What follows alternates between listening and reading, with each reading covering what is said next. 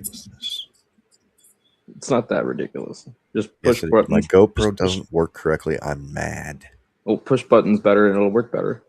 Well, no, we didn't have push buttons together. We were just talking about loading up videos and shit. But, welcome to the Foxxhole, ladies and gentlemen. This is Pat, Purple One, whatever you want to call me. I also go by my rap name, Little Purple Perp or Little PP. Next to me, I have Slyfoxx. What's up, everybody? What is that, man? And below me, as usual, I have Uncle Mike. What's happening? What's happening, guys? So tonight we want. Oh, that's a beautiful koozie. Show the world that koozie real quick. That is custom made, ladies and gentlemen. It has to be. The company, and I'm going to plug them, is called Puffin. Puffin. They don't have just the Hawaiian shirts. They've got everything. My old lady almost got me one of the Carhartt ones to go with my Carhartt. Oh, yeah. But, they've got sports jerseys, coats, all kinds of shit. Puffin, it's dope. If you want one like these, Puffin is where you're going to find that. It's fucking dope. That is Puffin. Next on my fucking list. Puffin. All right, Sly, you wanted to start the show tonight with a more personal topic that we wanted to talk about. So I would like you to go ahead and get into that. Yeah, so we had on that podcast that we had a couple of weeks ago with NOOZ, we had mentioned the importance of fathers in the home, and I'm not going to direct quote because I don't remember exactly what he said, but he did disagree that he doesn't believe that there needs to be a father in the home per se, but just as long as they're involved in their life, and I kind of disagree with that. I think, and I've done a lot of reflecting over the last couple of weeks about that too, and like with my own life and how I deal with my own son, you know. And I think having a father in the home, even if you have like a deadbeat or a workaholic dad at home, I think that still is a beneficiary as opposed to not having a father figure at all. I can see that. Did you say maybe I heard you wrong, but you said that even if the father is now like abusive or something, it's better to have. I didn't say abusive. No, what I said was if he's like a deadbeat or like a workaholic or like, you know. Oh, okay. You know, I misheard you. Yeah, no. Obviously, if he's an abusive piece of shit, fuck that motherfucker. You know what I mean? But but it sets an example, man. Exactly, and regardless of them being absent, there's no example to follow. But if they're there, regardless if they're a piece of shit or not, like the kid's going to take away something from it, and what they take away from it is going to define who they are as a man when they get older. I mean, that is a good point. You hear a lot of people. Go ahead, Mike. I was just saying, if they're so inclined to, it's being a dad is I don't know, man. Like, you know, when I found out that my old lady was pregnant with our first one, how old honestly, were you? I thought she 19. Okay. Yeah, we were young, and I thought she had too much to drink, man, because she woke me up like 4:00 in the morning. And when she pukes, it's not quiet. Love her heart, but it's like a velociraptor drowning. It's bad. So anyway, like, I'm just, I'm in the other room. I'm like, can you keep that down? Can you try to puke quieter? And well, the next morning, that caused the whole thing the next day. But the next morning, it happened again. I felt real bad. I went in there and I, had a cold cloth and, pulled her hair back. Helped her clean her face up, and she looks up and says, "I'm pregnant." I sat down beside my weed plant and just kind of contemplated things at the time. And one of the things that I came to realize later on down the line that it wasn't about me anymore. There's now a kid in the scene, and if you do everything you can to kind of escape that responsibility, I don't know what that feels like. Like that wasn't a natural thing. So, I just don't see how people could do that. No, go ahead. I don't understand it either. I grew up in a split home as far as mom and dad were away from each other, but it wasn't that my dad, he didn't leave at all. It was the divorce from my mother. They just, they didn't click. He was there immediately, after the divorce. So I never lost my dad, which is a beautiful thing, because I agree wholeheartedly with what Kurt or $10 Fox is saying. I didn't say anything. I didn't say shit. Y'all are crazy. I didn't hear none. No, Mike didn't hear nothing. We're good. I agree, though. The nuclear family is a big importance.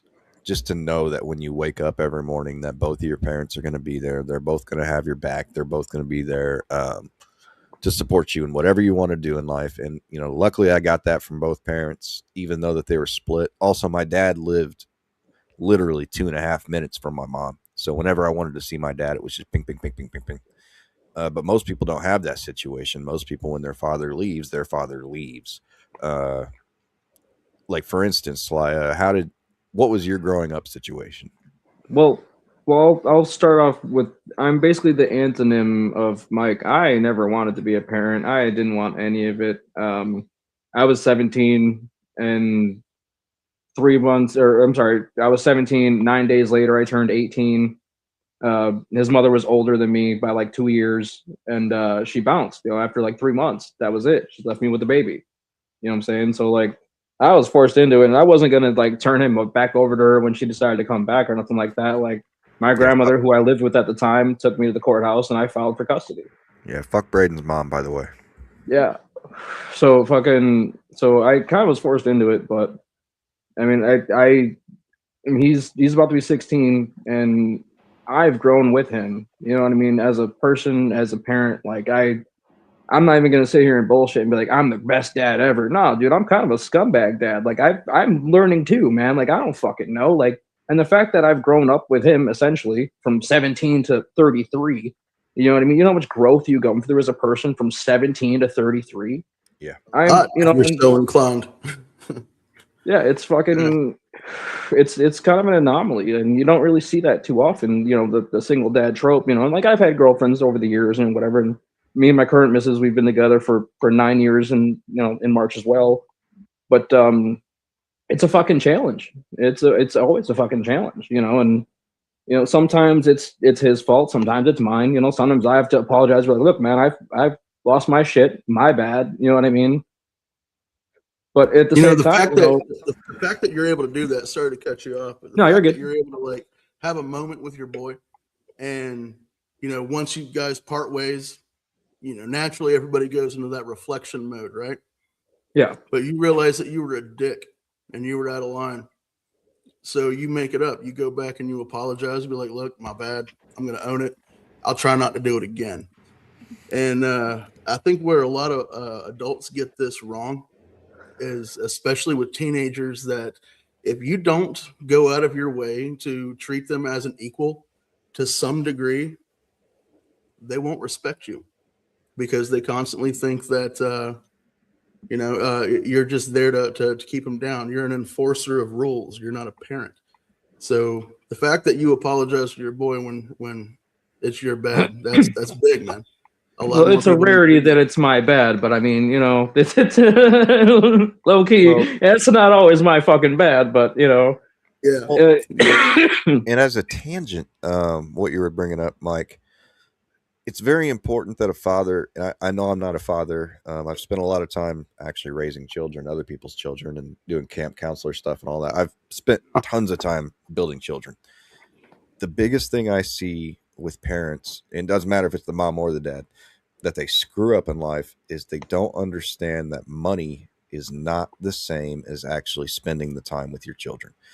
They give them, you know, they think they're child support. They buy them video games, new clothes and shoes, but they're never outside with them. They're never, you know, quote unquote playing catch, or they're never going out and, you know, watching them skateboard or something like that. There's no connectivity sometimes, and they don't feel like they have any responsibility for making sure their kid has fun, to make sure they learn stuff with them and not just, you know, through school or friends or things like that. So like you're talking, I mean, the activity level of the parents is paramount in my opinion. And I think a lot of parents nowadays, they just shuck the responsibility, send money over. Like, I don't need to see my kid. Here's, you know, $500 every 2 weeks. I'll come see him on Sunday. Like, yeah, there's a lot of that, but I'm more of the long line of like, I'm just as guilty of ignoring his needs as I am ignoring my own. You know, I'm a workaholic. That's what I do. If I'm not fucking working, I'm spending money instead of making it. You know, I work 6 days a fucking week for the last decade. You know what I mean? Like, I'm a workaholic. But where I've started to over the last few years, I think it was like that first year, like that right before COVID, I had some heart problems, and I was, I kind of had like a little bit of an issue that's been worked out now, but like, yeah, that put it in perspective. I'm like, this is fucking ridiculous. Why am I concentrating only on work and not on my home life? And I kind of try to take a little bit more every day and try to do things, but like, it escapes you as an adult and as a man who has a family. We have all these pressures that nobody ever talks about. We've got the pressure of our work stuff, our wife's mental state, our children's mental state, our keeping in touch with our friends so we don't lose our fucking shit. You know what I mean? There's so much stress that goes into it that people just don't. We don't talk about it because nobody gives a fuck about it. Because if you talk about it, then you're a bitch. You know what I mean? You can't handle it. Come on, get it together. You know what I mean? Well, that brings up a great point in general. Like, I've learned over the last, we're going to go decade plus, it's okay to apologize to people. It's okay to be wrong. It's okay to absolutely okay. Yeah, but no, it's necessary anymore. The narcissism of society doesn't let people actually admit that and just crush a problem. Like, we go on, Mike, you haven't been on the other podcasts a lot lately, but at least one of those podcasts every week is just people arguing and cussing at each other because no one will admit they're wrong on a topic. It's just brrr. I think man, you'll probably have me in there for 3 minutes and then just like. Well, that's what I do. Yeah, because it's just people arguing. I'll close my fucking computer down and I'll go over there and start playing with fucking wood or something, dude. Oh yeah, like, we have a certain person on the Let You Know show. One of our team members, as soon as she starts talking, there's a volume button right here for my microphone, and it goes off. Because I can just watch her talk, and once she's done, I'll turn the volume back on. Because again, it's just yelling and screaming. But that is a very, very bad tangent. I'm going to pass it back to Kurt to put us back on fucking topic.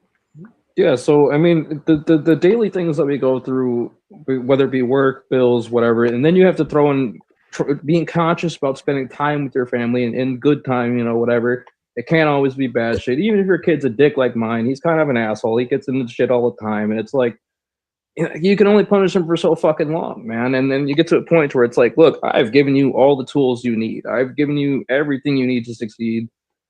You're going to have to fail at some point and learn the same lesson that I had to learn. I was the same asshole kid until, you get into trouble, you go to juvie for a couple days or whatever the case may be, and then you figure it the fuck out after that, Yeah. No, that was me growing up. I was a problem. I wasn't just part of the problem. I was a whole fucking problem. So going over to juvie. Yeah, that was the longest I ever did in juvie was probably about 3 weeks. But shortly after that one, I got put into a family court situation because I had a bad problem of beating the fuck out of people who pick on weaker kids. Right. I grew up getting the fuck kicked out of me. So it kind of created a thing once I, hit puberty and I was feeling myself. Well, all of a sudden now I can pour it on some motherfuckers. But anyway, long story short, I got sent the fuck off a lot. And the last time I got sent to a military school, and that's where I met my wife. But I forgot where I was going with that. Yeah, but see, that's the thing. Like, everybody needs. Go ahead. Being a shithead and like punishing your kid, and to your point, man, you don't want to sit there and just like pound it into them constantly every time you have a fucking interaction with them. I mean, they do it enough to where they learn their lesson and then move the fuck on. Like, or they don't learn a lesson because some kids like mine, he doesn't learn his lesson, and it's like, man, I gotta keep telling you the same fucking thing. Come on, like it's like that meme I posted. Like 90% of my time as a dad is with a teenager. It's like, what the fuck? What are we doing? What the fuck is going on? 90% of my time, but that's the thing of it. He's a teenage boy. He's fucking flush with hormones. You know what I'm saying? Like he's all big and beefy now because he works out at school and shit. So he's like, feeling himself. And I get that. I fucking get it, dude. I fucking get it. You're in the prime time of your life, Yeah. Go out there, have fun. Try to have fun, but don't be a fucking idiot. You know what I'm saying? Like you want to go out and have fun, then you're gonna have to abide by some fucking rules. And even so, like I get shit a lot because like I have to be 50-50. I can't be super strict because it's the more strict you are, the more sneaky they get. You know what I'm saying? And he's already sneaky as hell. So it's like, but to be what fair, the fuck can I do? Jumping off the porch is just a natural thing. Once you're able, you want to jump off the porch. It doesn't matter what your parents tell you or not. I'm going to go out. I'm 14, 15 years old. I'm going to go find some fuckery to get into. I'm sorry. I have a friend with a car. And the parents are just like, well, you know, you got to let him kind of search it out for himself. And that's true at the same, because if you just tell him no, it's going to be 10 times worse. Well, yeah, they're aggressive when they actually cut loose. They're going to really get wild with it. Yeah, so that's why I'm kind of like, okay, he's getting a little bit of adventure. He's sowing his wild oats a little bit. You know what I'm saying? Like, we all fucking did it when we were teenagers, and it's part of the experience. And like, my thing is with how dangerous things are these days versus how they were when we were younger. It's, you know, it's I don't have words for it, man. It kind of sucks. But at the same time, like, I'm not telling you that I know how you raise your son. But I do know some things. Does he share the same kind of awareness and just situational awareness and things like that as you, not to put himself in those situations where, or is he still kind of dumb? Well, yes and no. He's more aware of the reality of things than most kids would be, and I feel like he's gonna end up a white knight and get himself into some bullshit because he's got a high honor. I mean, like I said, he may be kind of a dick, but he's got a good heart. He makes dumb decisions, but he's got a good fucking heart. Deep down, he's a good kid, but he just makes dumb decisions. But to be fair, I mean, when we were 15, let him learn from those dumb decisions. I mean, all of us are smart people. Did we act smart? I can tell you, I was absolutely retarded when I was 17. Absolutely retarded when I was 17. I didn't think anything about my brain. I didn't care about school. I didn't think about thinking about things, logic and reasoning and things like that. It was just next bottle, next sack, on down the road. Like, but see, that's where we're going to lead back into the topic, where that's why I feel that it's more important that he has me as a father figure in the home. Hey, I know I talked to your teacher today. What the fuck is the problem here? You know what I'm saying? We have an interaction about it. And then that's that. You know what I mean? When we move forward and we have this interaction about the same thing the next time, but I mean, you know, it is what it is. But the fact that I'm there to be like, hey, what the fuck are we talking? What did we already talk about? You know what I mean? At least I show concern. At least I show some general interest, even if it doesn't amount to anything. Even if it's a bluff punishment. Hey, don't do that. I'm taking your fucking phone. You know what I mean? Even if it is a bluff, you know what I'm saying? I at least am showing that I have a genuine care about what the fuck he's up to. You know what I mean? Right. I guess my argument in total, though, is I just don't think the father needs to be there as long as he. Well, see, this is the difference too. Like, I'm referencing my own situation, but my situation isn't like a lot of people. Like, literally, I lived on, and this isn't going to mean anything to either of you, but I lived on 71st and Ditch. If you go down 71st Street, probably 2 to 3 minutes, there's my dad's house. So it was a different situation because, you know, I had access to my father 24/7. He was always on the phone with me, things like that, all my sports, all things like that. So I have to look at it from like an average situation of what the father's actually doing. You're right. It's a lot of like, you know, weekend visitation shit, almost like they have to be there. And what are you supposed to do with your child if you, one, don't see him for, 80% of the month, and two, don't really care, you know?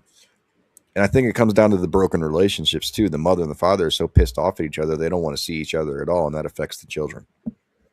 It does, and it affects their interpersonal relationships down the line. Like my old lady, it comes from the same kind of, you know, parents divorce, whatever. The dad gets there every other weekend and Wednesdays. You know, we had the same thing with my dad. I mean, I only had parents for like 3 or 4 years. Then they got divorced, and you know, whatever, and all this extra shit. But you know, it doesn't necessarily fracture the home, but it definitely puts the more stress on the father to be involved, and it depends on the mutual.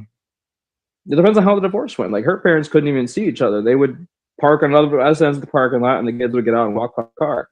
For us, my dad would come in, say hi to my grandma, you know, whatever the fuck, and then we'd say hi to my mom, whatever, give her money, whatever the fuck he does, and then we'd go off for dinner on Wednesdays, and then every other weekend we'd stay for the weekend. But like, he was decent. He was still around. Like only one of us was actually his kid. Like my earliest memories was being abandoned at my grandparents' house. You know what I mean? Like a few years went by. She comes back with my sister, my brother, who are younger than me, who I've never fucking met, and then telling me that, you know, this is going to be our new dad. They got married, and that was that for like 4 years. Then they get divorced, and I'm back at my grandparents' house again. You know, and it's like it's a terrible situation. Yeah, I went from one terrible situation to another, but like, you know, I was pretty much raised by my grandparents. But the fact that I didn't have a dad in the home at all from the pivotal point from age 12 to fucking on, that really stunted my growth as a person. And Yeah. and it wasn't until I started entering the workforce. I have a child now. I'm a fresh 18. I have to fucking work. I'm not doing school anymore. That's out the window. You know what I mean? And it wasn't until I started interacting with people and having to be a man, you know what I mean? And you learn from your older coworkers, and you learn from people that you know see you as a person struggling, and you know, and a new dad on top of it. You know what I mean? Yeah. No, elders being around is a big one anyway. Whether Yeah. it's like coworkers or grandparents, like you know, I'll not go into a spiel, but yeah, a very broken childhood, very broken upbringing, and I really didn't have any kind of semblance of what it was supposed to be a man until I moved to West Virginia, and my wife's grandmother, Mama, kind of like showed me the way. And you know, depression era kid, you know, here I am. I've never seen hard work ever in my entire life. And she says, well, if you're going to be here, you're going to have to earn your keep. You know how to use a weed eater. I'm like, yeah, of course. I've edged a driveway or two. No, I'm out there in fucking Skechers, man, trying to fucking weed eat a hillside that's like this for like 200 yards. Yeah. Slipping and sliding all over the fucking place. But yeah, she didn't give up on me. And that was a big one. You know, she encouraged me. She gave me shit, but she didn't like beat me into the ground for failing over and over again. She taught me what it was like to fail forward. Yeah. And My dad that's did a the lesson same thing. that's a lesson that I'll never fucking forget. Yeah, he used to give me those what are those little scissor trimmers for out shears, right? Yeah. Shears, hand shears. And instead of using the weed eater, he'd make me go along the fucking base of the house, all the way around the house with shears. And cut everything that should have been weed eated, and I was just so fucking mad. Just things like that. Like, you're gonna get down, you're gonna do this. I don't care if it's stupid, you're just gonna fucking do it. See, I didn't have any of that. I had none of that until I was an adult and started to work and like and have jobs and working. Most of my experience is working in factories, man. I'm an indoor Mexican, not an outdoor Mexican. I don't do yard work. So you're a little pale for landscaping. This is also my winter color, so you know. Yeah. Wait till springtime starts, man. I'll crisp up real nice for you. Hell yeah, I can't wait. But you know, that's what I do for the kid. Like, we've got a decent sized property. It's 3/4 of an acre, the whole property, you know. And yeah, I make him do that shit. You mow the lawn, you do the shitty job, you're doing it again, or I'm not paying you, and you're gonna do it again anyway for free. You know what I mean? And what Mike was talking about, like dickish wise, it may have been, it was usually some type of punishment that I had to do, and I had a lot of punishments. But what it installed in me later in life was the fact that if you're doing a job, it's not that bad. And now you're getting paid for this dumb shit that you didn't want to do. So you do all the free dumb shit earlier in life because your parents, and then when you actually get to a job, you're like, oh, you want to pay me for this? Cool, bet. And you see everybody around you. You see like these Starbucks videos of these baristas nowadays crying their fucking eyes out because they have to work 8-hour shifts 3 days a week. Like, that's how you avoid that, is getting your child to understand you got to do hard, dumb shit sometimes. Okay, but you got to realize that all those baristas, that's California. California is another country, and their entire culture, and this is also part of it too. That entire culture is just so beyond fucked. Right. There, no family values, no hard work values. I'll just pay a guy to do it. Nothing. America nowadays, though. It's not, though. Nobody else can afford to live like that. No, I'm talking about the general. That principle, the socioeconomic principle of, I shouldn't have to work. I should just have to have fun and all that and things like that. But you're right. That falls back to the parents, though, doesn't it? Yeah, it does. That's absolutely what I'm saying. Yeah. If you don't teach your kid what work is, they're going to be pissed off about work later, even if they're getting paid. Like. And most of them don't work, and you gotta realize too that the culture has shifted. And once some of these places were locked down for a fucking year, and they started making money doing nothing, just streaming. And once you got all that following, because everybody else is sitting at fucking home, now they don't have to do anything because they've made millions of fucking dollars doing nothing. And now we've got this other generation that has learned over the last 10 years that you can get famous from doing nothing. You can it's been 10 years of TikTok. It's been 10 fucking years. Yeah. Okay. Now, I don't know if a lot of people know this, but there never used to be people that drank coffee in China. Okay. China or Japan, one of the two. I don't remember which. I want to say China, though.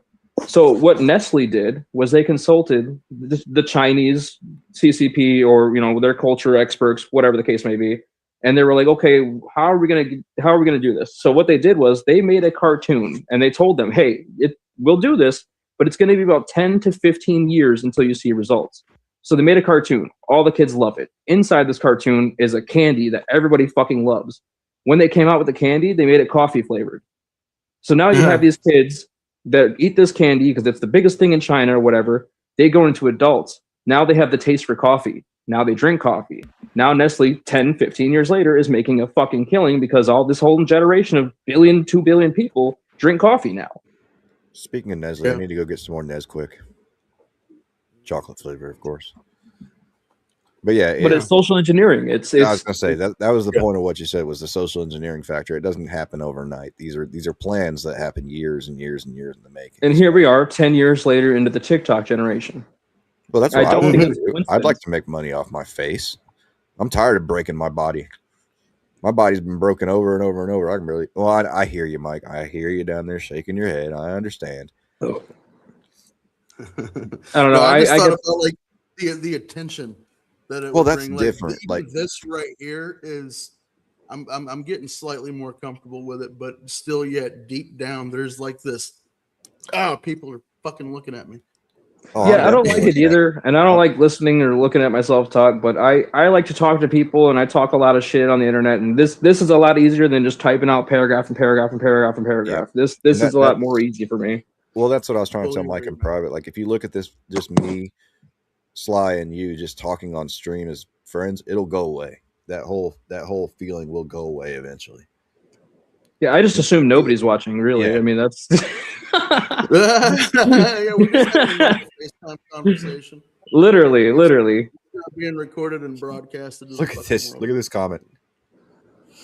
The 10-year plan. Yeah, exactly. And who runs Pornhub? A Jewish person. Of course, it's a Jewish person. It's always them, man. Come on.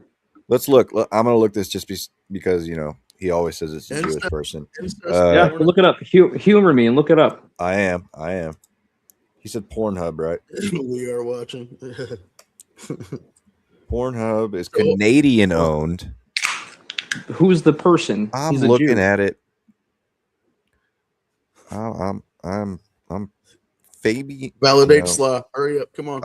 Look at his early life on Wikipedia. The early life section is your best friend. I'm working on it. If he's not Jewish, he was at one point. That's not or fair. Taught by somebody Jewish. Pornhub was launched in 2007 by web developer Matt Keyser. I don't know what Keyser is as far as a surname goes. That's not created by. We're looking at who owns the motherfucker. I'm working on it. God, you guys are. God. Man, tech guy, hurry it up. Let's just do that shit. Why don't you guys just shut up? I've got the Chicago level of patience, man. That's fair. I don't know. There's lots of words. I don't read well. We got the dyslexic guy running comms. We'll come back. A lot of words. Too bad. It's a lot of words. I'm not reading that. Yeah, exactly. This is owned by a rabbi. I saw something about that too, but I'm not quite sure. We will look into that for you guys, and we'll post it on the page. It's definitely owned by a rabbi. I can swear to fuck I've seen the same thing, and that's why I said it. None of it would surprise me. Really. Well, here's my question though, because my kid's egg donor, she was a Jew, right? Now you can only be Jewish. You can only be Jewish if your mother's Jewish, right? So wouldn't my kid be entitled to not having interest on his loans? Well, I know if he applies that Jewish benefit system, he might be able to. But then again, do I want that? No, because your child's not Jewish, Sly. I mean, he could be. We don't practice religion. I told him that's up to him. Oh, well, I mean, currently he's not a Jewish person. But by blood he is, though. By blood rights, he's a Jew. You know what the funniest thing about this, too, is? I didn't know this. Well, I guess I did know this. You can convert to any religion, but one of my bosses at my ex-job, she converted to Judaism. Like, a Christian converting to Judaism is the most wild thing I can fucking think of in my world. Yeah, but you can convert all you want. You're still not chosen.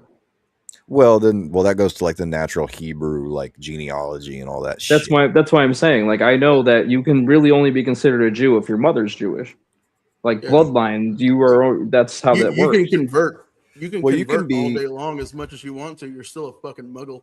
Yeah, you're still chosen. You're still not chosen. Really you're how, fucking like you convert to Christianity, you can be anybody. If you Yes. want to be a Muslim, you can be anybody. But Jews have to be within the You have to be in the bloodlines, dude. You got to be in the bloodlines. Interesting. So, yeah, converting to Judaism is basically just doing nothing. Pretty much, yeah. You're just looking for good interest rates on your loans. Oh, so is that really a thing? Like it is. It's in their religion. They can't charge interest for each other for loans. Like how the Christianity they took out that whole thing. About charging each other interest or whatever. We don't know what you're talking about. Please explain. I don't remember what it's called. You should know, Christian. Christians don't do that to each other. What are you talking about? Yeah. Okay. See, you're making me go on Google a lot tonight. I don't like it because I have to type and read and shit. I don't know. I talk a lot of shit. Let's. I know you do. We've strayed from the point. Let's follow up with your next topic. Oh, I can talk now. That's good. You can talk now. You're good. All right. For starters, Sly was like, "No, the Southern Ocean currents, they didn't stop," and I'm like, "But they did, though." And see, I have to pull up evidence for him. Yeah, I need that because he is incapable of doing so for himself. So here we are, International Environmental Forum. Southern Ocean circulation reversed. This was this year, July 1st. We can go ahead. But did we die? Is my question. Okay. We don't even need to have this on screen to have this discussion. Okay, you, sir. You just said it takes 10 years for Nestle to get coffee in the hands of the Chinese, but you expect us to die as soon as something happens on Earth? I'm just saying.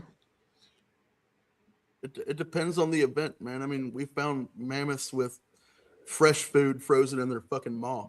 Literally, flash fucking frozen. It could happen. Yeah, it did happen. We've proved it. But I'm saying the things that lead up to that are happening currently. It's a very slow process. Now, what led to, in my opinion, my professional conspiracy theorist fucking historian opinion, that whatever large ass fucking meteor hit, when it shifted the tectonic plates, it moved Antarctica further south, right? Which means it probably moved everything else slightly in or out of its fucking way.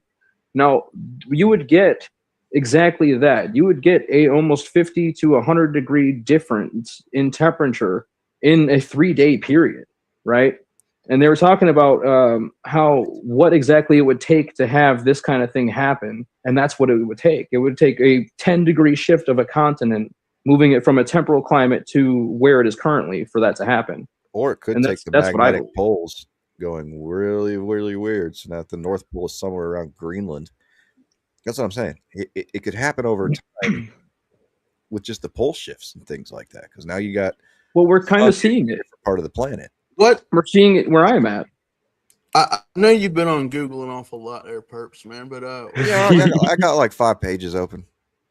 Sweet, man. Pull up a 6th one. I got something. All right, I got you. What era was it when they... supposedly the era that the mammoths froze with food still in their mouth? You talking about the name of the era or the time frame? Yeah, when was that? It was between 6,000 and 10,000 years. Ice Age era. The end of the last Ice Age was like 12,000 years, something like that. So the last major glacial period peaked around 18 to 20,000 years ago. Oh no, here it is. Lasting from about 2.6 million to 11. So about 12,000 years ago is when it was over. Thank you. 12,000 years ago. Damn. Okay. So Younger Dryas. Yeah. And I'm sorry. The Younger Dryas event. Oh, which has melted the Ice Age and brought about, the massive climate change and in my opinion, it jump-started the Earth. Yeah. And the southern hemisphere was temperate, and the northern hemisphere was frozen. And when you think Ice Age, I mean, it's not the entire fucking planet. It was just the northern hemisphere. Well, I keep coming. I mean, we still don't know for sure what thawed everything out. I know they have like pulse water melt A and B. And of course, you know, you got people like John Anthony West, Randall Carlson, Graham Hancock, which, you know, he's not a geologist, he's you know, a journalist, but I mean, they're uncovering a lot of really cool shit. And God damn it, you made my face big. Fuck you. On purpose. But yeah, they know that we've been smacked with a fucking space rock, but they don't know for sure if that's what caused the massive glacial melting. So you're talking about a massive space rock post-dinosaur era, right? Where's the crater for this second big-ass space rock? In North America. Yucatan? Well, no, that's the one that killed the dinosaurs. That's what you asked. Well, so how many years after? During the dinosaurs, well, I mean, okay, so the dinosaurs span for millions of fucking years, though. Yeah. So, I mean, pick a period. So the last one that we went to where we suspect that we were smacked with a rock in, you know, upper portions of North America, this is where they found all the glacial melting. They found the black matte layer of ash and char, and this layer can be found all the way down towards Arizona. Furthermore, all the bones of mammoths that they're pulling up, they all had broken legs and broken shoulders. So they suspect that it was a massive rush of water. Yeah, that makes sense. That came through and just shoved everything off to the fucking side. Well, let alone that boneyard in Alaska. Yeah. And then there's that one. So yeah, I mean, we really don't know for sure. I sure as fuck don't know because, you know, I'm just here for the ride. But you know, I mean, if you put water in the glass of people like Graham Hancock and Randall Carlson and all them, then yeah, then like we're about due for one. You said 12,000 years ago, right? Yeah, it's usually between 12 and 15,000 years is we hit some kind of reset. Now, what I've noticed though, and what the theory that I've subscribed to is that there is a debris field that the solar system itself goes through in the galactic neighborhood every 12,000 years or so, and you know, sometimes it gets lucky, man. Sometimes it gets lucky and hits us, you know. Well, I mean, the 3I Atlas was real fucking close. I mean, that's the Sword meteor stream. Well, have you noticed that all these meteors that have been getting closer, we're finding more and more. Now, it's not necessarily because we're looking at the skies more, but it's becoming more frequent. Yeah. And I think that's indicative of this meteor. Like it's almost like an orbital path we're getting really close to. Yeah, like we're here. The debris field is here, and every 12,000 years we come around that part of it again. You know what I mean? Get smashed. Yeah. You know, we pass to that meteor stream twice a year. Twice a fucking year. The Leonids. It's the Taurid meteor stream. That's the one. The Taurids. Yeah. And the way I really like the way Randall Carlson put it. He's like, it's like putting on a blindfold and crossing 8 lanes of traffic on a motorcycle and only hoping you get hit by a car. Yeah. But otherwise, I mean, still though, those odds just don't pan out. We're not getting hit. We're getting hit with meteors that burn up in the atmosphere all the time. Like that's what killed me about 3I. Like if that thing made it, if it was on track, that would have been the one. That would have, you know. I don't think it would have been the one. It was like a mile and a half wide. It would have destroyed a country. It wouldn't have destroyed a country. It would have destroyed a major city and like a third of the state. System, but it would have disrupted the entire fucking planet, man. Yeah, it would have been like a big volcano going off, like caldera going off or something like that. Should be fine. It would fill the sky with dust, and so like when something smacks the fucking planet, you have shit that pops up. They're called ejectors, and once that happens, they're on fucking fire. They go all the way up to the upper layers of our atmosphere, and they come raining back fucking down, which is the reason why we found evidence of the meteor strike in Arizona when we got hit in Canada. I'm gonna retract my statement. It just rained fucking holy fire shit. down. 1 second, Mike. We got to make Kurt big for this.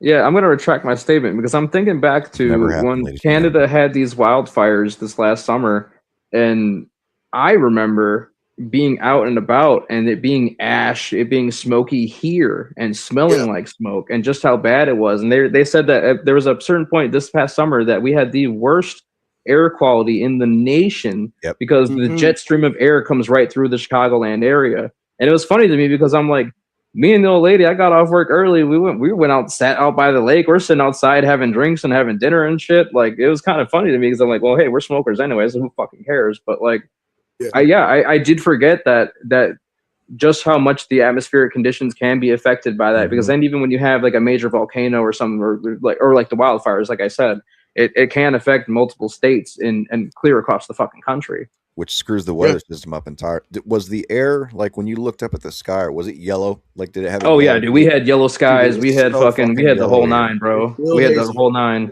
Yep. Made for beautiful sunsets, though. It was great. Oh yeah, the sunsets were fucking post-apocalyptic. That shit was awesome. Made your eyeballs hurt if you're in the wrong space, though. Yeah. No, we were catching that smoke from and over in West Virginia, man. Yeah, yeah, it was fucking crazy. Yeah, I mean, and it. Yeah, absolutely. So I'm not trying to plug anything, but there's a radar app that I absolutely fucking love. It's called My Radar. Okay. And when he was talking about the Canadian wildfires, I was pulling this up. And what? Oh, that's okay. So is it current? Yeah, you can track earthquakes, you can track wildfires. During that period, you would zoom out, and that whole section of Canada was just it looked like road cones. Yeah. And it's fucking wild, man. Well, what's really funny about those Canada fires is how do you have 30 to 40 fires starting damn near simultaneously in the middle of fucking nowhere, hundreds of miles away from each other? It just doesn't happen that way. That's not how wildfires start. It doesn't just spontaneously fucking combust. No. In 100 different places at the same fucking time. Well, also, did you see, like, I wanted to go in the solar flares because Sly wasn't having me talk about solar flares. He didn't like it. So we had those 9-class solar flares that blew up the whole ring of fire. Did you see the storms that California got over the weekend on their coast? They never, ever. Dude, the entire fucking place is flooded now because it's been so dry and they got hit with torrential downpours. Is that why I saw a video? It was a bunch of people in a parking lot and they had put a bunch of carts on their sides to walk across the flooded parking lot. Some of them looked like they were going to break their goddamn neck just trying not to get their feet wet. Is that what the fuck that was from? This is the flooding, like this is terrible flooding like they had in Texas, kind of like what they had over in was it West Virginia or North Carolina? Those floods that you're talking about when Hurricane Helene hit. Yeah, that was mostly North Carolina and Tennessee. Yeah, those kind of floods. Yeah. They're having those in normal California right now because they never get rain like this. But that's what I was talking about, how the solar flares can directly impact the weather here because they're affecting the tectonic plates and earthquakes. Okay, so solar flares, sure. Solar flares, sure. I don't understand how people haven't realized yet that we are directly modifying the weather, whether it be the aluminum dioxide in the atmosphere, the chemtrail stuff. So I've got this coworker, shout out T800 Terminator. I put him onto the chemtrail shit and we go out and smoke and I'm like, yo, okay, so it was 2 days ago on Tuesday, right? We're outside smoking and there is just fuck tons of chemtrails, right? And not just the little ones, but like the ones that sit there in the sky and get big and big and big and big and turn into fucking massive straight line clouds, like massive shit, right?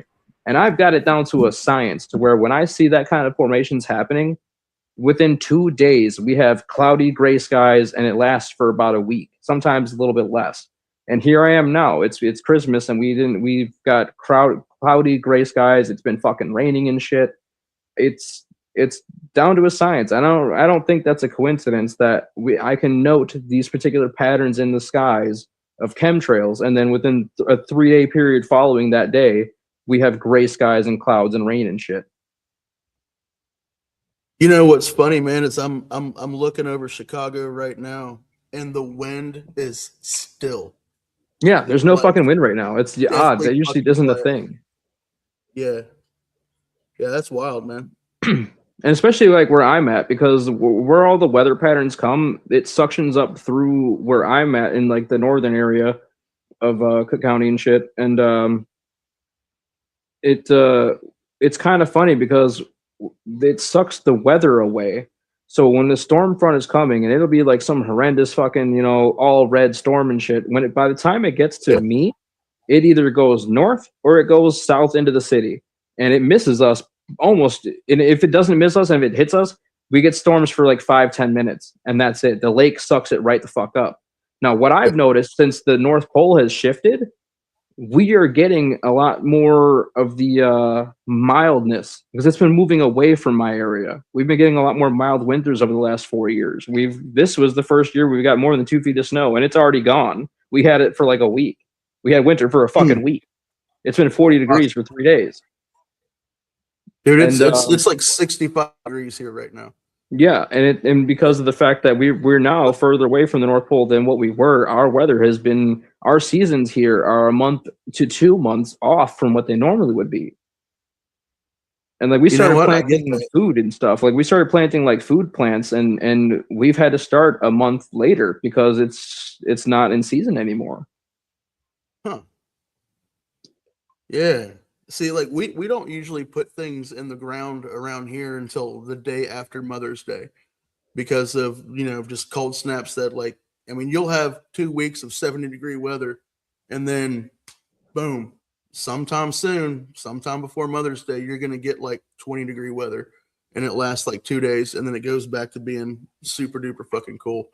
But one of the things that I've noticed over the years is that we get more of a winter in November than we ever do in December. Now, the last time we had a December this fucking mild where I was outside kicking it in a fucking kilt and no shirt on, the flip-flops and shit, January and February was fucking apocalyptic. Yep. I was going to say the same thing as Mike. Yeah. Yeah, that was one of the winters we went like 5 weeks without fucking power. And we lived up on a goddamn mountain, man. Like the wind up there will fucking freeze you out. Oh yeah, it was fucking crazy, man. But yeah, and the following year, normal. Yeah, it's getting worse though. Like the amount of time that we're getting up until when it's supposed to be cold, how warm it is, and then when it does get cold, we're getting these fluctuations and things like that. I've noticed that over the last decade or so, as we went from really cold, snowy winters. Now we're still getting nice and snow, covered times like that. People quit messaging me. I'm gonna message you right now. Go ahead. I'll put your face in the big screen again. Oh shit, he's leaving. No, I just put my phone down and I went right back, bro. It just feels like it's accelerating, and I know you can go through periods of I'm sure there's people in the 70s saying the end is nigh as well because of the weather. It just seems like nowadays, like Sly was saying, we're getting a lot more weather anomalies, and we're getting, things that affect our weather. Ozone layers going, with big holes in them, and solar flares hitting those and heating up the tectonic plates, moving everything around. And, for the first time in history, maybe, I don't know, I'd have to research this more, we have the true ability to make the weather that we want. It's not the first time in history. Well, go back before the 60s or 70s. When did we have that ability? We had it in the 60s and 70s. I'm talking about modern time. Yeah, but that's my point. We've been doing it since, which means since we started doing it in Vietnam, we've been doing it a lot longer than that, or at least practicing a lot longer than that. Right, but I'm just talking about 1900s and what we're dealing with now, the modern society kind of thing. Anyway, so I would say from the 50s, when I'm good with that. When they realized that when you light shit on fire in a large area, and all of a sudden it sucks the wind out from another spot, that's when somebody high up was like, you can take all the oxygen out of an area? I wonder if we can do that without fire. Let's put our best on it. And then they came out with fucking HAARP. HAARP is crazy. HAARP can cause earthquakes. HAARP can start fires. HAARP can, it's... Well, there's that guy that was on Sean Ryan that was talking about how the facility in Antarctica is actually a weapon and all this stuff. And I don't know, with a lot of these whistleblowers, I take them with a grain of salt. I know that we control the weather. I know we have got earthquake machines. You ever see that movie, The Core? That was soft core disclosure for what the military actually can do. We can send an earthquake anywhere. Well, even so by that rationale, the day after, what is it, like the day after tomorrow in 2012? Would that be soft? I believe it's all plausible. I do, but I don't think solar flares are going to cause it. I think it's going to be something that we fucking did. Well, solar flares are a lot stronger than what we can do in our fucking atmosphere. I mean, that's every time one hit, like the last one that hit, the 9.3 solar flare. That's the one that ignited all those volcanoes around the Ring of Fire, caused an 8.8. Yeah, but how much of that is how much of that is causation versus correlation? All right, like definitely causation. It's definitely causation. I'm going to need to see data that shows every time we have a solar flare that we see volcanic activity. That big. Can I just slice the pie? Like having Pat pull something up, look up space weather news. I know space weather news. Yeah, I'm familiar with that. Okay. All right. So that's the best way to get your eyes on any kind of like visual data. Yeah. You know, so when we get hit with a solar flare, it compresses our magnetic shield, right? And it compresses it to a point, like the bad ones will compress it so much to a point where it causes a magnetic flare on the other side, and it rides the solar fucking wind. And they suspect that it also affects the weather on Mars. I'm not going to try to validate that or even go into it, but but Space Weather News has a lot more information that's digestible with solar weather, and that's what I would refer you to, or anybody for that matter. What did that comment say? Oh, Scott Williams posted, politicians on TV today swearing that weather modification on a large scale is impossible. Yeah, but they swear that everything's impossible. I mean, you can't. Yeah, but we'd also had them talking about how they were literally using it north of Texas when that flood killed those kids. And the guy that runs the company that was responsible for that went on Sean Ryan's show and was talking about it. Yeah, this would be like Peter Thiel, the guy that owns Palantir, coming out and telling everybody AI is fine. Don't worry about it. It's, politicians is what they're supposed to fucking do. Well, he wasn't saying it was fine. He was just saying there were operations we were doing whatever the fuck. But like, we've been doing this a very long time, and I think the more that we fuck with it and the more that we destabilize things, part of me believes that we're staving off a global cooling period. There was a guy that was on Rogan a while back, probably like within the last 6 months or maybe a year, and he brought along all this data talking about like the actual temperature data showing that the Earth is in a cooling period, and how he thinks that perhaps all these greenhouse gases and now the fact that we're still sticking with fossil fuels is preventing us from another ice age.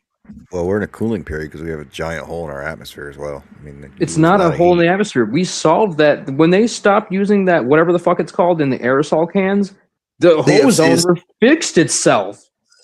Chlorofluorocarbons is what it was. That's the one. When we stopped using that as a planet, when the UN said, "Hey, everybody stop," everybody stopped, and it fixed itself. It's not a problem anymore. That's why you don't talk about it. Okay, this is from NOAA. Of course it happened in the 80s because look at everybody's fucking hair.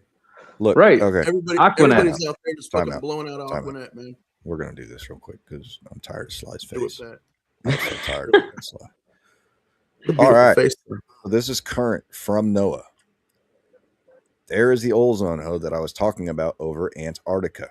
Yeah, you said Greenland. You said Greenland. It doesn't matter what I said because Greenland is not far away. Okay, do you want to know why that's there? Because the aliens that own it don't need ozone. Now we're on the fucking aliens. Okay. Yeah, you want to talk about why that's fucking there? Now bring up the South American anomaly. Bring up the South American anomaly while we're at it. There's entire civilizations of these fucking beings that are in South America and Antarctica. The way we can see these fucking problems and these electromagnetic anomalies, that proves it. That doesn't prove it. It fucking does. We're talking about Antarctica and the ozone layer, and you're bringing up aliens in South America. Yeah, show me the ozone layer above the Arctic Circle, because I bet you it doesn't have one, because that's where the electromagnetic poles sit. Wait, repeat that? I bet you that the North Pole doesn't either, because that's where the electromagnetic poles sit. The North Pole's not.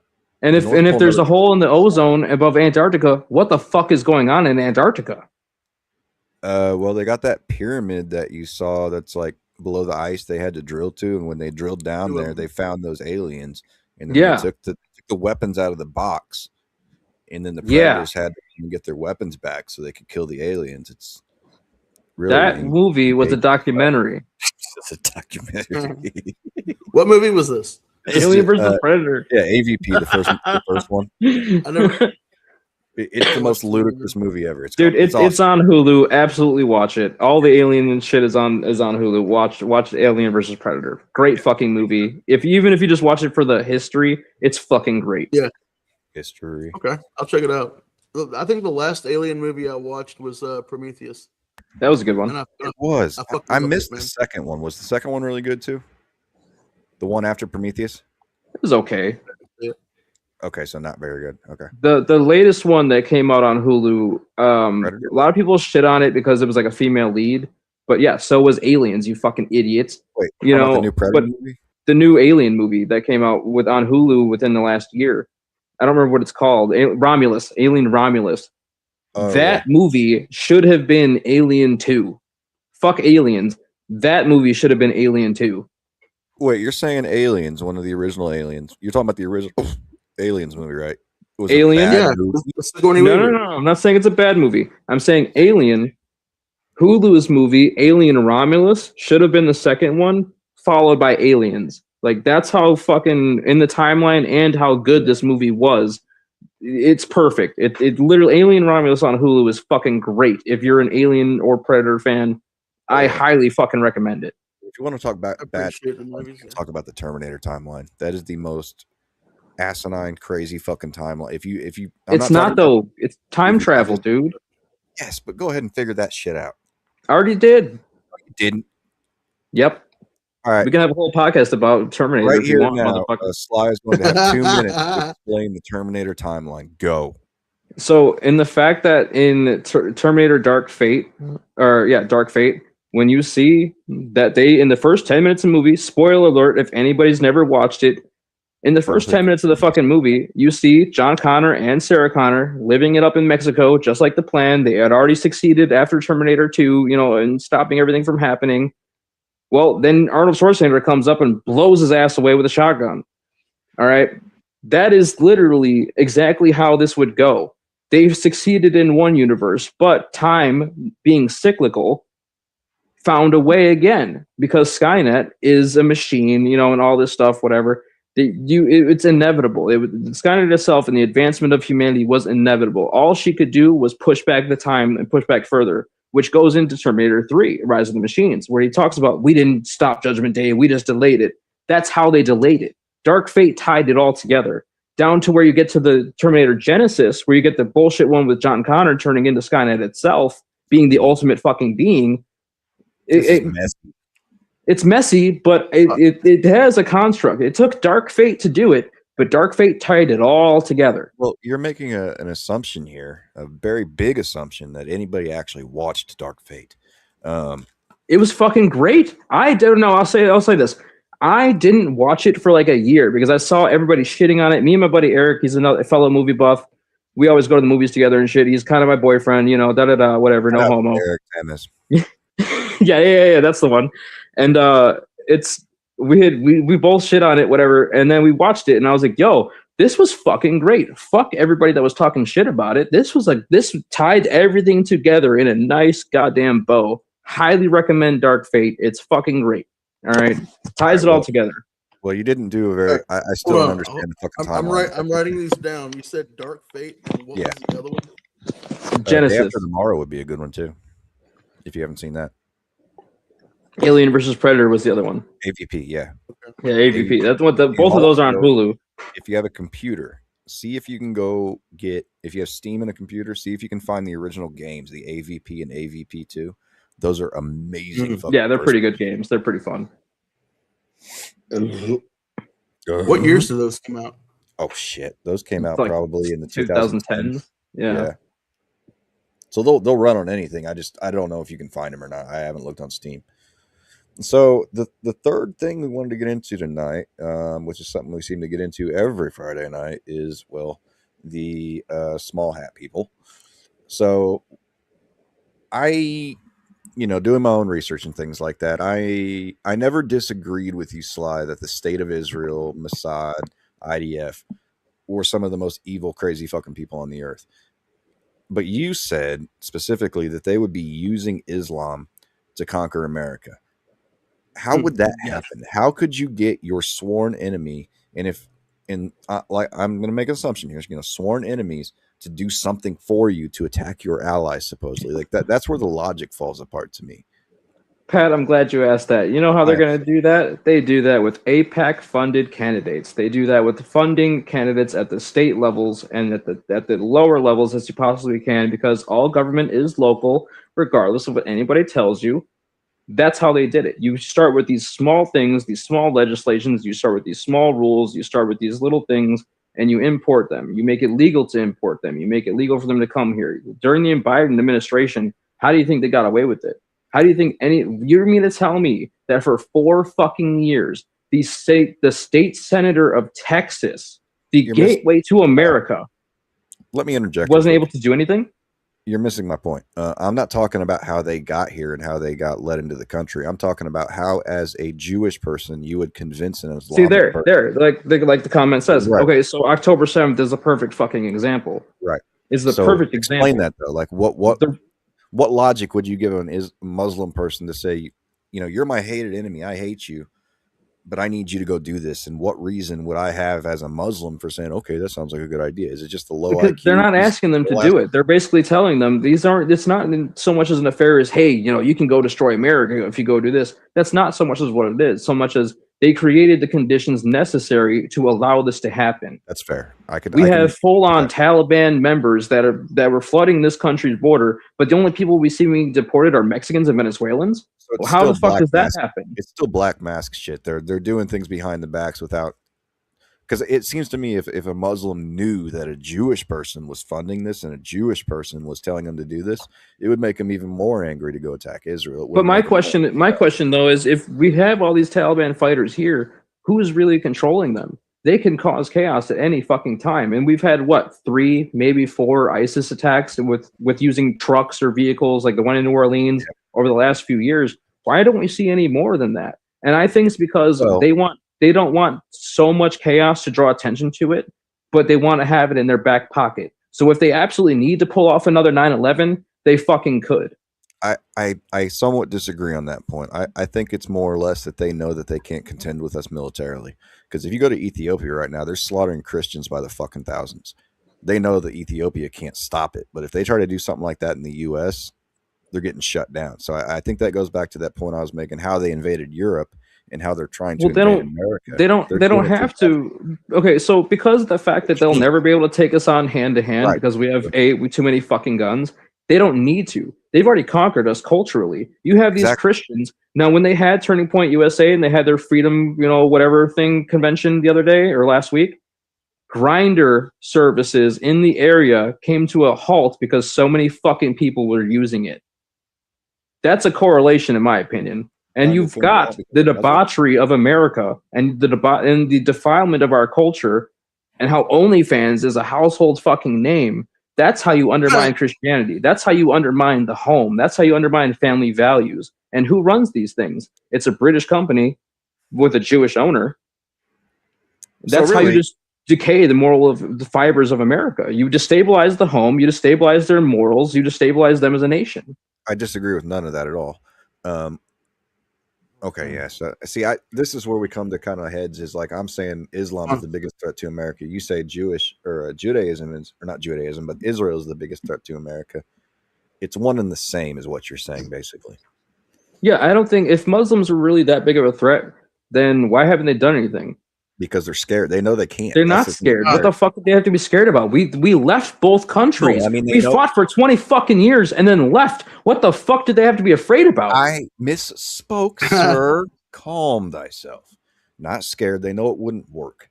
That's why they conquered Europe the way they conquered Europe in the last 5 to 10 years. That's why they're trying to do it here through governments. That's why you get places. Yeah, and like who are those legislators in Europe? It started at the local level and got higher and higher by these outsourced politicians. Well, and they're attacking the soft spots too. Like if you want to go to Dearborn, Michigan, before Islam was ever there. 1 second, Mike. I'll get right to you. Before Islam was ever there, that was the most like liberal city in America. It was like Portland in Michigan. To get Minneapolis, obviously the entire legislature there is Democrat, and you have an idiot, Tim Walz, that doesn't know what the fuck's going on. So they're attacking soft spots, and those soft spots will metastasize over time. Go ahead, Mike. Oh, okay. All right. I was about to fucking explode. Yeah, like It was gonna explode. all right. So, Pat, you asked how were they able to do that, and then Sly, you said they created the conditions. That right there, let's start with that. They destabilized the entire Middle East, and when I say they, we all know, you know, our government had a huge hand in that. We've been fucking beefing over there and stirring the shit pot since Jesus was a June bug. All right, so they destabilized that area. They made it unsafe for people to essentially live. People want to go do things and live their fucking life. So of course, the first thing they do is they migrate out into Europe. Now, this is where the leftist ideology comes into fucking play. Is that they are, you know, like back in the day, it was called the Bleeding Heart Liberals, right? That's because back in the day, they were throwing out policies that made immigration from the Middle East to the United States and Europe first very fucking easy. So it's like, come on over here. We're sorry that you're coming from a war-torn area. And then there was a propaganda campaign against all the fucking people being like, hey, we need to be kind to these people.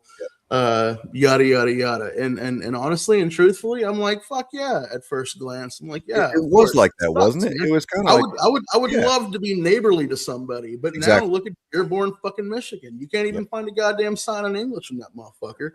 And when we have all these people just flooding over, they're not sound like a fucking goddamn mouthpiece, but yeah, it opens the fucking gates for sleeper cells to just pop up shop wherever they want to fucking go. They can assimilate as a tax-paying citizen. They thump the fucking nation flag and all that shit, but deep down, they're waiting for a goddamn phone call, and they probably have nothing to do with any other assets that they would have in the country. So that's how they destabilize the fucking area, encourage people to move out, and once these people are accepted as migrants, that's when, okay, all right, cool, the door's open.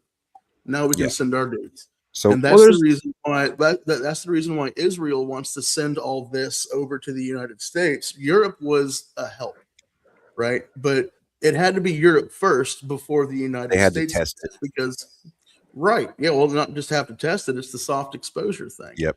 Right. So everybody in America sees it going on over there. The only problem that people who get upset with immigration in the United States back then, you know, are the people that's like, they took our jobs and you know, those fucking people. Right. But now that's not even the problem anymore. You have Chinese nationals, you have people not just from fucking Mexico or Honduras, you know, coming over. I do want to touch on like when Obama was president, when there was like 35,000 unaccompanied minors. You guys remember that? Yes. Yeah, they disappeared. Yeah. How many of them fucking, you know, never? Yeah, so touching on that, even over those 4 years during Biden, we had 300,000 go unaccounted for. Now there's a guy, he's a journalist, and he used to work for DHS, and he whistle blew on the whole thing with the migrants in the hotels and the conditions in New York. And then he also whistle blew when he was realizing that these minors are unaccounted for. They're getting taken by unvetted third-party agencies and fucking disappearing. They got harvested.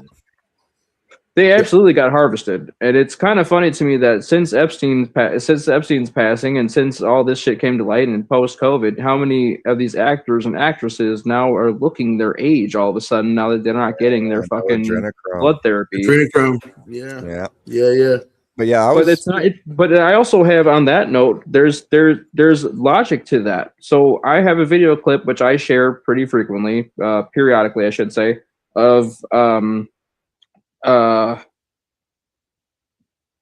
can't remember her fucking. It's an actress. I don't remember her fucking name, but she's on Ellen DeGeneres, and they're talking about skin therapy, whatever, and how they use micro needles in your skin and use blood from, you know, donors or whatever the fuck. But then you got that one tech billionaire who uses his son's plasma, infuses it into himself, and has the body indicators that he is aging less. His father, who was a judge, was experiencing 70-something years old, was experiencing dementia and decline in his mental aptitudes. So he, the one guy, was getting plasma from his son, making his body indicators show that he's aging at a 30-year-old rate instead of a 50-year-old rate.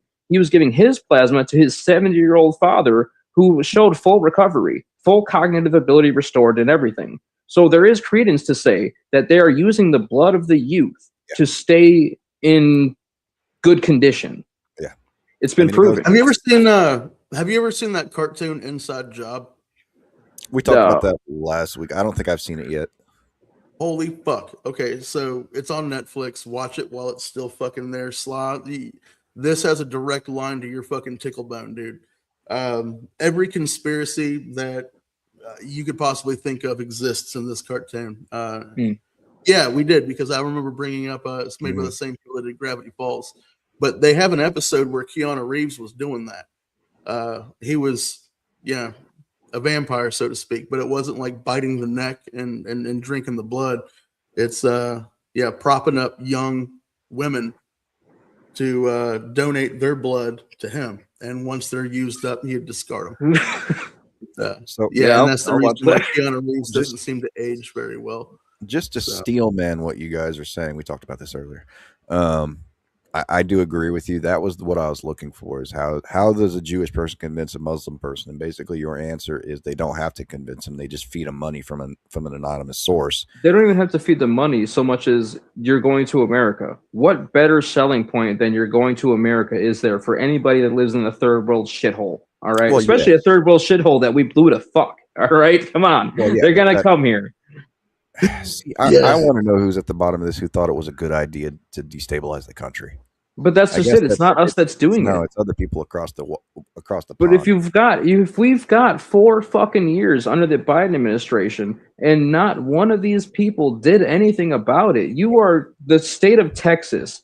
You guys are the king shit, most American fucking people on the goddamn planet. Yep. And you're telling me that you couldn't lock down the fucking border because the president said no? Get the fuck out of here, dude. That's a great Get the fuck out of here. Because I mean, what Mike was talking about earlier with the people that you didn't know were coming over. We had Chinese nationalists. We had people that were ISIS, people on the Taliban, people on the known terrorist watch list. You had the Venezuelan gangs. You had MS-13. I mean, I can go down the fucking line. They dumped their prisons into our country. We watched them walk over 100 at a time. Like, you knew something was being done purposefully when you saw that happen.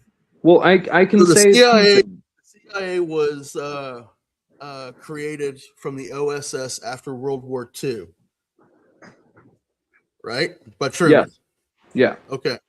What I have in front of me doesn't say who all was involved in the creation of the CIA, but the CIA is pretty much the ones that send like the economic jackals, all the people that like they're operators that go over there and try to change the world with a single bullet. Yep. You know what I mean? So I'm suspicious as the people after World War II took control of the intelligence agency that was freshly started up in the United States. But how does that jive with Operation Paperclip? That's the thing with Operation Paperclip. The thing with Operation Paperclip is you, as a government, you're going to want the best of the best that the world can produce. Period. And the German engineering was that. Now, not only did they have the Wunderwaffe and everything else and the advanced technology that Hitler sought in rocketry, but they had so when you said that. Yeah, I tried to pronounce it as best I can. Thank you. But the Germans were so far ahead that the Americans, we didn't even get involved in World War II, and I don't even think it had anything to do with Japan. I believe that it was our cooperation with the English in the OSS that when they realized that Hitler was A, looking for these advanced exotic technologies from the past, B, had scientists that were working on it and perfecting anti-gravity and perfecting laser weaponry and stuff like that, perfecting rocketry that we didn't even have a concept of at the time. That's what made us get involved in the first place. We wanted all of that shit for ourselves. It had nothing to do with them killing Jews. We didn't give a fuck about that. We were an isolationist government after World War I. That's true, because we didn't join the League of Nations, or it was after World War II until we joined. NATO was formed and all that. And NATO was formed basically to fight the Russians, but at the same time, that was bullshit. All of that was bullshit. We had, why during the height of the Cold War and the entirety of the Cold War Did we have a joint space program with Russia? Yeah. Why the Well, fuck would we do that? that's the whole thing the whole time. When I'm looking at all these different international conflicts between China and the USA and Russia versus the USA, that is the exact thought that's come to mind the whole time. It's like, so you mean to tell me, and this is a little off, but you mean to tell me that we can all cooperate to go into space and launch satellites? You mean to tell me that all the people on Earth can get together at the Olympics and have sports and fuck each other and have fun, but as soon as they're out of the Olympics, they hate each other again? Like, you see international cooperation all the time between countries that are supposedly mortal enemies, and then it just stands to reason. Like, okay, it's obvious that these people can cooperate together and work together as a team, but as soon as they leave that space, they hate each other again. It doesn't. Well, even make it's sense. like Reagan said. What would the world look like if we were posed with an alien threat from beyond the stars? We'd see a lot less borders. We'd see more governments cooperating with each other. And I firmly believe that it is that knowledge of there being other people other than us, which is what got Kennedy killed. He wanted to talk to Russia about it. He wanted to ask them, "Hey, we're seeing these fucking flying saucers. What do you guys got?" And they didn't want that. They didn't want, because there's no money in that. The Cold War kept the intelligence agencies working. It kept the deep state working. It kept all the defense contractors fucking rich. It kept the American people in line and afraid of being nuked to death by the commies. I mean, we had literally children. One of my coworkers talks about it pretty vividly about the nuclear drills that they had hiding under their fucking desks. Yep. Yeah, you kept the entire population in fear for 30, 40 fucking years. Well, and they're doing the same thing now, I think. I think when you're talking about, because you were talking about the other day, like globalization wouldn't be a bad thing if you're faced with a threat.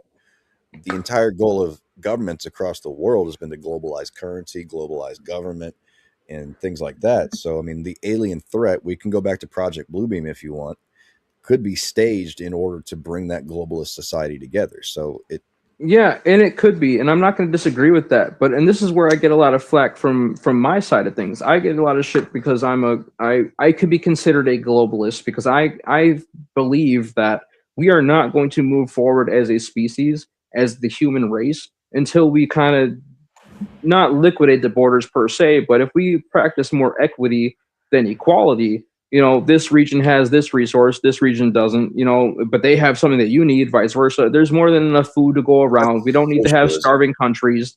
It doesn't matter about socialism. I don't give a fuck. If you're saying you're far right extremist, you're really talking like a leftist right now. Yeah, and that's where I get a lot of shit because I see the bigger picture. I see the bigger picture of the human race being a spacefaring civilization. Us as a fucking planet, us versus the fucking aliens, versus the Greys, versus the fucking reptiles. They don't exist. That's what we're trying to get to. Now we're a type 1 civilization with all this bullshit squabbling that we're fucking doing. If we are to go out there and explore the fucking stars as we fucking should, we need to be a type 2 civilization. That means we get to occupy our solar system. And if you've never seen the TV show The Expanse, I have. But in order to explore the stars, we have to get to the moon first. So that, that's a big. But we've been there, and we keep going there. There's an entire secret space program. How come we don't go back? That's my. How come we stopped going after 20 times? How come they have these pictures of the facilities there? How come we have the evidence that they met people when they went there in the first place? Dude, why the fuck else would you take a golden olive branch unless you're going to meet somebody? Riddle me that, Pat. I'm looking something up. Why would you take a golden olive branch to somebody who doesn't know what fucking olives are? Well, it's the principle of thing, but still. It says that we've landed on the moon 6 times with 12 astronauts, and the last one was 1972. So that's a very good point that me and Mike bring up. That it's taken 50 fucking years and we still can't go back to a place where we had basically primitive technology. No, let me break this down for you. Because it irritates the shit out of me when people don't understand this one particular part of it. When they say that we can't go back to the moon because we don't have the technology anymore, there's one reason for that. We've advanced too far. Back then, we were using mostly analog tubes and fucking wires and shit. Like the technology was very basic. And it could make it through these radiation belts without any interference whatsoever. Now, I also firmly believe that you can't tell me that all the way up into the 50s, when we were talking about anti-gravity technology, up into 1958, where all of that talk stopped, that is where we perfected it. We perfected anti-gravity technology in 1958. That's a proven fucking fact. So using that technology, we've definitely progressed. We've definitely got a secret space program. We've been to the fucking moon a million goddamn times. We have bases throughout the solar system, in my fucking opinion. Depending on who you want to listen to, I don't listen to a lot of these secret space program people. But what's the benefit? What's the benefit of keeping all the people on this planet completely oblivious and stuck in fucking fear against each other all the time? The benefit is because you keep us working. You keep us docile. We're hating on each other versus hating on the aliens that control us versus the people that really benefit from it. Where's all the gold? Where's the fucking gold, guys? Where are the aliens? They're everywhere. They're among us.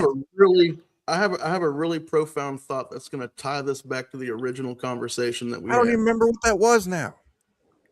If there are all of these different species and a federation of people who get together in outer space, and you see how this planet's being fucking ran, and you know that you can come down here and fucking clean house and do a better fucking job of steering a society if you gave that much of a fuck.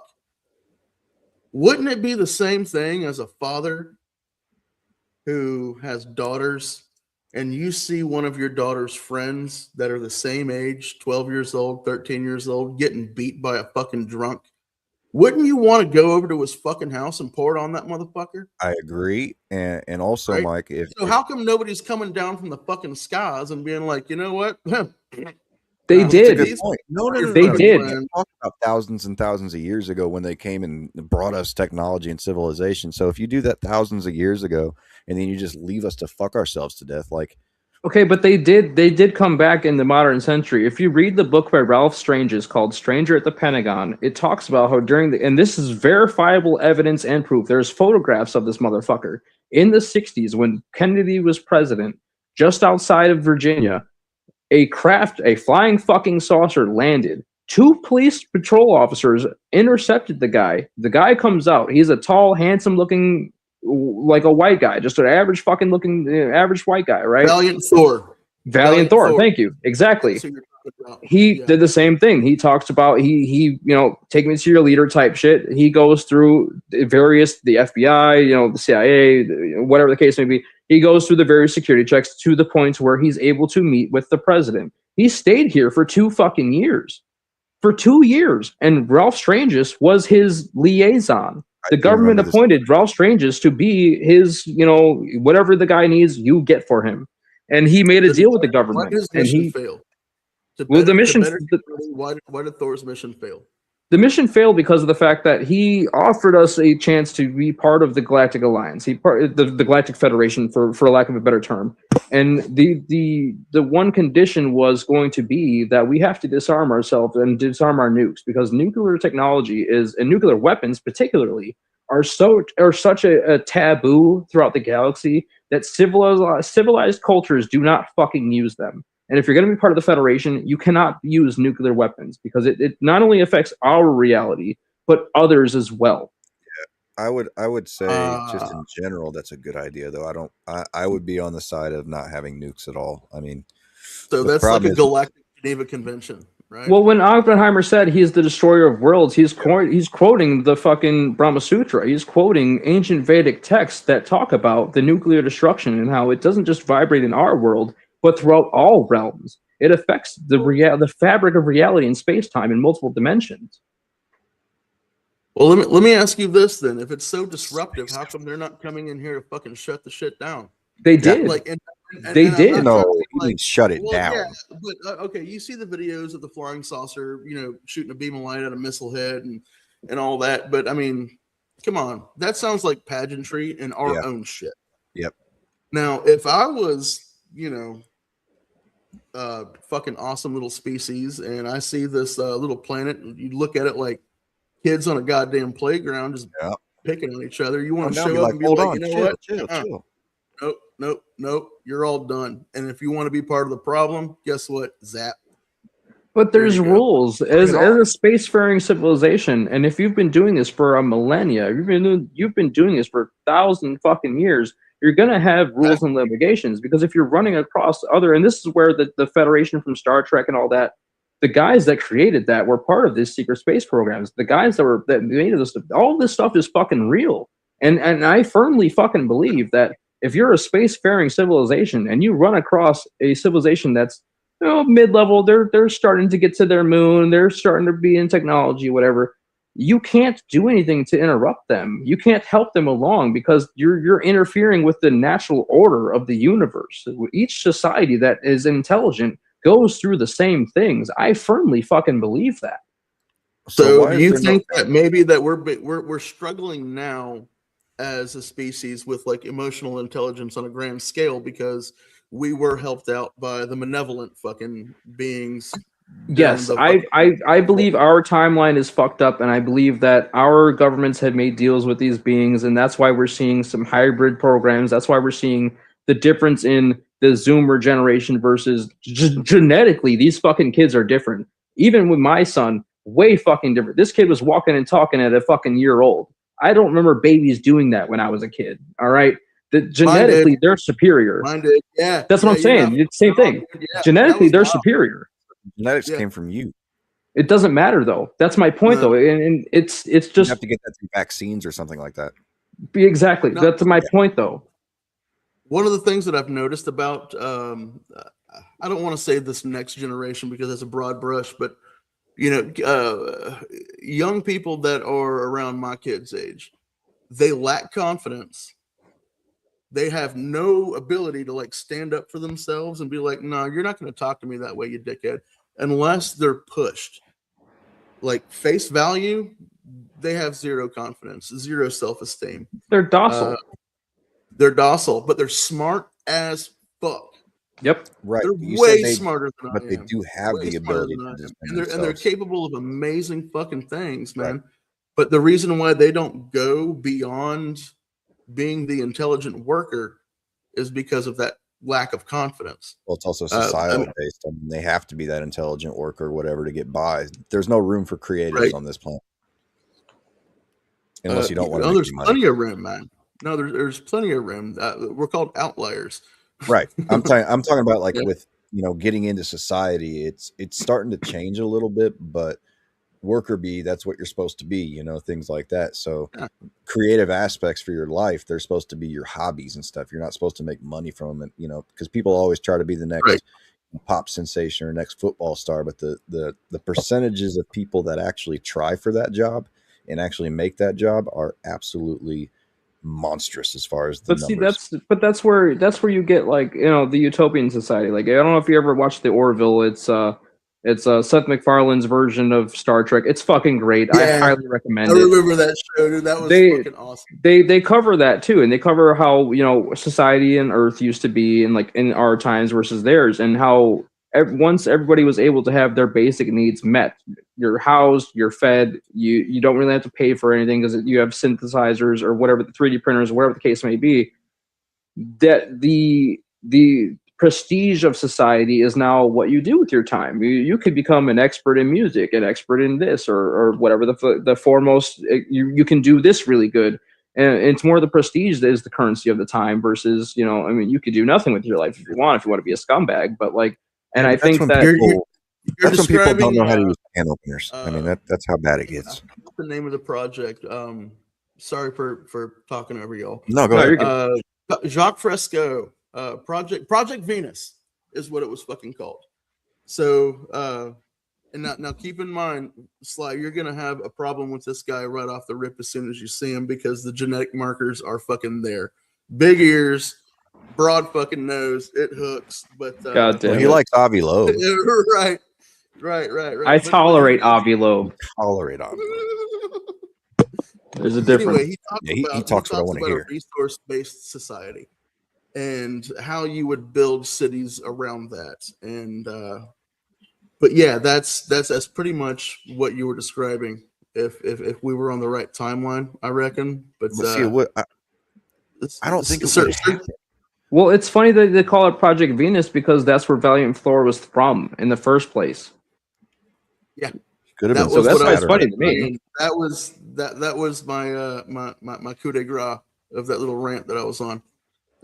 Yeah. And I agree with that. And that's what makes me a globalist. That's why a lot of people give me hate and shit, because we're all supposed to hate the government and whatever, and hate, big world government. And yeah, at a certain point, I'm not talking about now in our lifetime, it's not going to happen. But I guarantee you, I can guarantee that our grandkids are going to see a singular world government. We're going to see aliens. We're going to be part of the Federation. We're gonna go into our rightful place among the stars, which is our destiny. Our destiny as human beings is to go back to the stars. We are meant to thrive throughout the galaxy. I firmly fucking believe that. I'm a human supremacist. We are meant to thrive throughout the fucking galaxy. Period. Well, if we're so supreme, why are we the only ones not out there? Because our government are assholes. Oh. We're under the control of the opposition. Yep. Well, I understand. And that's why. But it seems like the opposition's goal would be towards Sly's notion, and the opposition, the people, the elite that run this world, they would want to get out of here. Which you've seen in the past with SpaceX, and Bronson's missions and things like that. They're trying to take people to the moon and terraform the moon. Okay, but you don't know nothing about them breakaway civilizations, man. Since the 70s, we've had the foundations for breakaway civilizations. They approached Werner von Braun, and he was part of it, and he met with them, and they did it. I firmly believe that. But see, when it comes back to this whole discussion, everything you say ends with "I firmly believe that," not that I know this is a fact. So that's when we're talking about this stuff. It still takes belief. Like, okay, I know it as a fact that Werner von Braun was working with the elites to create a breakaway civilization. The elites. Okay, yeah, I can vibe with that, but it's not a fact. We're gonna believe it. It's a fact. Fuck him. It's a fact. He's going out of the log here. He is on record talking about breakaway civilizations. That's fair. Yeah. I've been talking about that shit for a long time. But that goes back to I wanted to say about the paperclip earlier. You guys are right. If we're going to bring rocket scientists over here, why wouldn't we bring anybody from anywhere over here? Maybe that the little hat people are targeting the U.S. because of Operation Paperclip. Why? They're mad at us? Yeah, they're pissed. I mean, we gave them. I'm going to do that Joe Pesci rant from fucking Casino. You only exist out here because of me, you Jew motherfucker. You only have Israel because we gave it to you, you motherfuckers. Yeah. Well, that still doesn't make sense overall. Together, you won't see one clip fucking coin come from my pocket to yours. Beautiful. Sons of bitches. Yeah. All right, Pat, you gonna take us out, or what are we doing? I think we're gonna take us out. I was just making sure nobody had any other things they wanted to bring up this evening. Oh man, I can go on. Oh, I know. We will continue this conversation because it seems to be the evergreen conversation around here. So, Slyfoxx, did you have an enjoyable Christmas? Oh yeah, it was decent. Can't complain. Uncle Mike. Oh, it was awesome. Beautiful. Yeah. We will get together in the meantime and discuss a topic for next week that most certainly will have something to do with tiny hats, as it always does.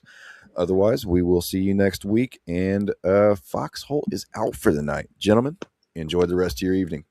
Yes, sir. In stream. End it.